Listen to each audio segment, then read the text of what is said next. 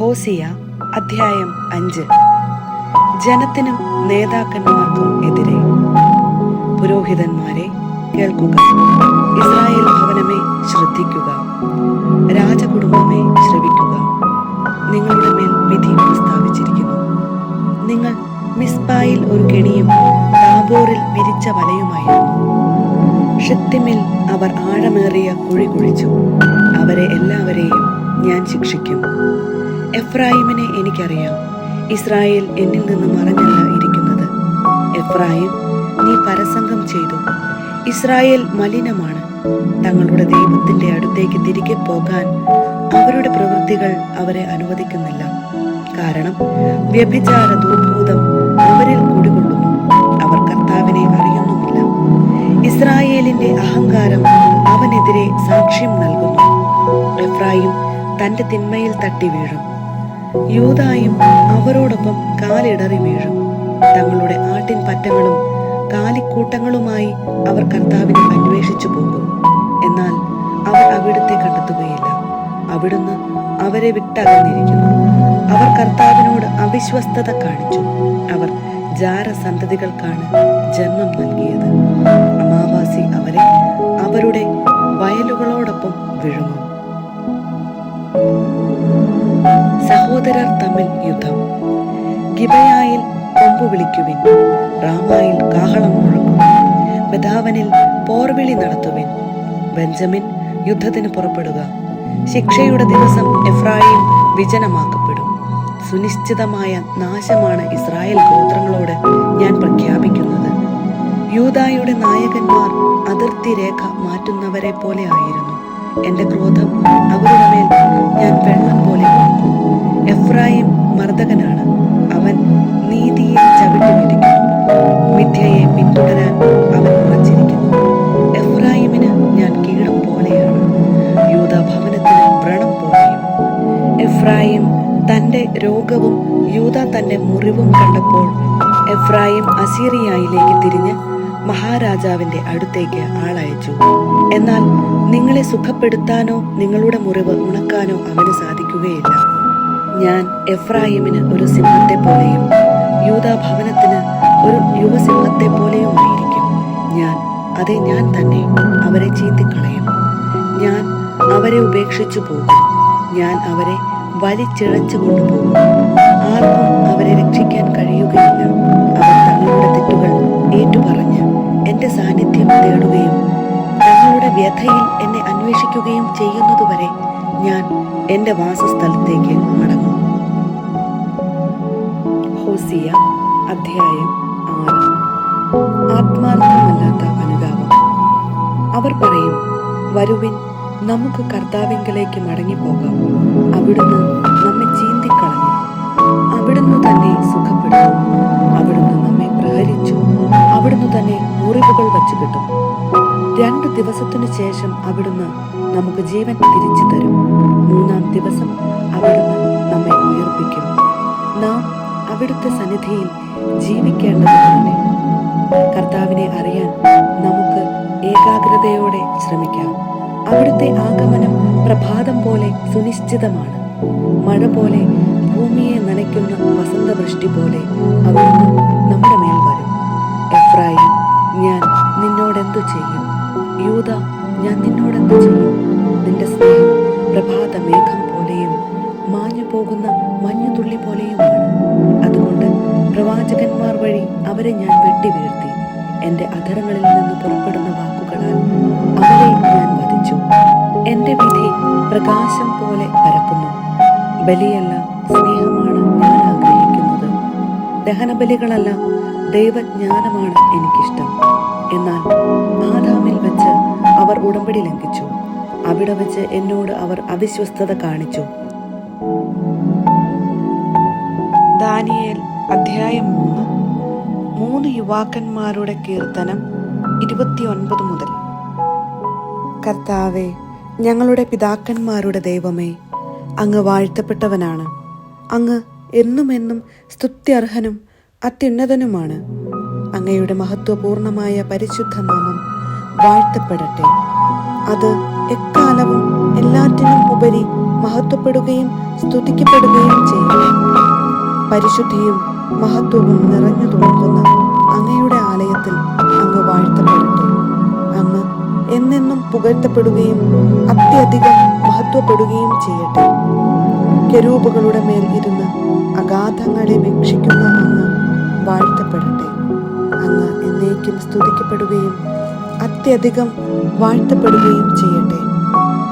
രാജകീയ സിംഹാസനത്തിൽ ഉപവിഷ്ടനായിരിക്കുന്ന അങ്ങ് വാഴ്ത്തപ്പെട്ടവനാണ്. അങ്ങ് എന്നെന്നും പുകഴ്ത്തപ്പെടുകയും അത്യധികം ഉന്നതനായിരിക്കുകയും ചെയ്യട്ടെ.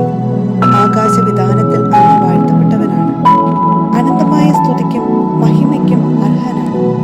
കർത്താവിന്റെ സൃഷ്ടികളെ അവിടുത്തെ വാഴ്ത്തുവിൻ. അവിടുത്തേക്ക് സ്തുതി പാടുവിൻ. എന്നേക്കും അവിടുത്തെ പാടി പുകഴ്ത്തുവിൻ. ആകാശങ്ങളെ കർത്താവിനെ പുകഴ്ത്തുവിൻ. എന്നേക്കും അവിടുത്തെ പാടി പുകഴ്ത്തുവിൻ. കർത്താവിന്റെ ദൂതന്മാരെ അവിടുത്തെ വാഴ്ത്തുവിൻ. എന്നേക്കും അവിടുത്തെ പാടി പുകഴ്ത്തുവിൻ. ആകാശത്തിന് മുകളിലുള്ള ജലസഞ്ചയമേ കർത്താവിനെ വാഴ്ത്തുവിൻ. എന്നേക്കും അവിടുത്തെ പാടി പുകഴ്ത്തുവിൻ. ആധിപത്യങ്ങളെ കർത്താവിനെ വാഴ്ത്തുവിൻ. എന്നേക്കും അവിടുത്തെ പാടി പുകഴ്ത്തുവിൻ. സൂര്യനും ചന്ദ്രനും കർത്താവിനെ വാഴ്ത്തുവിൻ. എന്നേക്കും അവിടുത്തെ പാടി പുകഴ്ത്തുവിൻ. ആകാശത്തിലെ നക്ഷത്രങ്ങളെ കർത്താവിനെ വാഴ്ത്തുവിൻ. എന്നേക്കും അവിടുത്തെ പാടി പുകഴ്ത്തുവിൻ. മഴയെ മഞ്ഞെ കർത്താവിനെ വാഴ്ത്തുവിൻ. എന്നേക്കും അവിടുത്തെ പാടി പുകഴ്ത്തുവിൻ. കാറ്റുകളെ കർത്താവിനെ വാഴ്ത്തുവിൻ. എന്നേക്കും അവിടുത്തെ പാടി പുകഴ്ത്തുവിൻ. ചൂടെ കർത്താവിനെ വാഴ്ത്തുവിൻ. എന്നേക്കും അവിടുത്തെ പാടി പുകഴ്ത്തുവിൻ. ഹേമന്തത്തിലെ ശൈത്യമേ ഗ്രീഷ്മത്തിലെ ഉഷ്ണമേ കർത്താവിനെ വാഴ്ത്തുവിൻ. എന്നേക്കും അവിടുത്തെ പാടി പുകഴ്ത്തുവിൻ. ഹിമകണങ്ങളെ മഞ്ഞുകട്ടകളെ കർത്താവിനെ വാഴ്ത്തുവിൻ. എന്നേക്കും അവിടുത്തെ പാടി പുകഴ്ത്തുവിൻ. രാവുകളെ പകലുകളെ കർത്താവിനെ വാഴ്ത്തുവിൻ. എന്നേക്കും അവിടുത്തെ പാടി പുകഴ്ത്തുവിൻ. പ്രകാശമേ അന്ധകാരമേ കർത്താവിനെ വാഴ്ത്തുവിൻ. എന്നേക്കും അവിടുത്തെ പാടി പുകഴ്ത്തുവിൻ. മഞ്ഞുകട്ടയെ ശൈത്യമേ കർത്താവിനെ വാഴ്ത്തുവിൻ. എന്നേക്കും അവിടുത്തെ പാടി പുകഴ്ത്തുവിൻ. മൂടൽ മഞ്ഞേ പൊടിമഞ്ഞേ കർത്താവിനെ വാഴ്ത്തുവിൻ. എന്നേക്കും അവിടുത്തെ പാടി പുകഴ്ത്തുവിൻ. മിന്നലുകളെ മേഘങ്ങളെ കർത്താവിനെ വാഴ്ത്തുവിൻ. എന്നേക്കും അവിടുത്തെ പാടി പുകഴ്ത്തുവിൻ. ഭൂമി കർത്താവിനെ വാഴ്ത്തട്ടെ. അത് എന്നേക്കും അവിടുത്തെ പാടി പുകഴ്ത്തട്ടെ. മലകളെ കുന്നുകളെ കർത്താവിനെ വാഴ്ത്തുവിൻ. എന്നേക്കും അവിടുത്തെ പാടി പുകഴ്ത്തുവിൻ. ഭൂമിയിൽ വളരുന്ന സമസ്ത വസ്തുക്കളും കർത്താവിനെ വാഴ്ത്തട്ടെ. എന്നേക്കും അവിടുത്തെ പാടി പുകഴ്ത്തട്ടെ. ഉറവകളെ കർത്താവിനെ വാഴ്ത്തുവിൻ. എന്നേക്കും അവിടുത്തെ പാടി പുകഴ്ത്തുവിൻ. സമുദ്രങ്ങളെ നദികളെ കർത്താവിനെ വാഴ്ത്തുവിൻ. എന്നേക്കും അവിടുത്തെ പാടി പുകഴ്ത്തുവിൻ. തിമിംഗലങ്ങളെ ജലജീവികളെ കർത്താവിനെ വാഴ്ത്തുവിൻ. എന്നേക്കും അവിടുത്തെ പാടി പുകഴ്ത്തുവിൻ. ആകാശപ്പറവകളെ കർത്താവിനെ വാഴ്ത്തുവിൻ.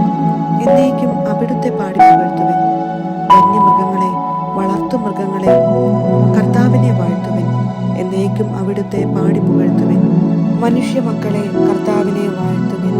എന്നേക്കും അവിടുത്തെ പാടി പുകഴ്ത്തുവിൻ. ഇസ്രായേലെ കർത്താവിനെ വാഴ്ത്തുവിൻ. എന്നേക്കും അവിടുത്തെ പാടി പുകഴ്ത്തുവിൻ. കർത്താവിന്റെ പുരോഹിതരെ അവിടുത്തെ വാഴ്ത്തുവിൻ. എന്നേക്കും അവിടുത്തെ പാടി പുകഴ്ത്തുവിൻ. കർത്താവിന്റെ ദാസരെ അവിടുത്തെ വാഴ്ത്തുവിൻ.